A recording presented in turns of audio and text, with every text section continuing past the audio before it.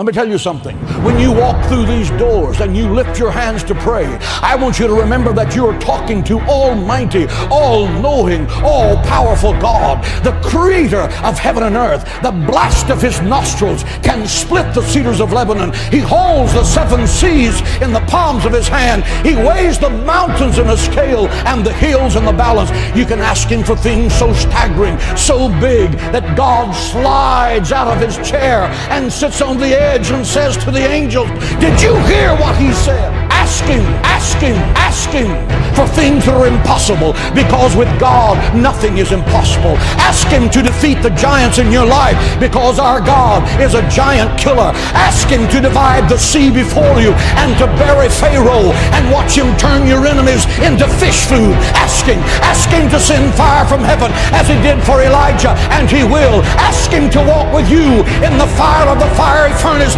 and be the fourth man in the fire, and he will. He said you will walk through the fire and the fire will not burn you. You will walk through the water and the water will not drown you. Ask him. He's the God who cannot fail. He's waiting to show you great and mighty things. Ask him.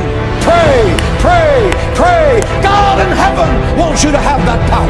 You are made in the image of God. God is not a statue. He speaks, he thinks, he talks, he feels our infirmities. He answers our prayer. He's alive. He's Jehovah Shammah, the God who is there. He's Jehovah Nissi, the Lord who is our banner. He's Jehovah Shalom, the God our peace. Pray, pray, pray. God is in heaven saying, what do you need? Do you need healing? Ask in faith, believing, and I will give it. Do you need supernatural wisdom to make a tough decision? Ask of me, and I will lead you in paths of righteousness for your name's sake. Do you need peace that surpasses understanding? Ask, ask, ask, for nothing is impossible to those that believe. No good thing will he withhold from those that diligently seek him. Do you need the impossible? Then open your mouth. Open your mouth in faith, believing. You're not talking to the President of the United States. You're not talking to Bill Gates. Both of them together can't control their next breath.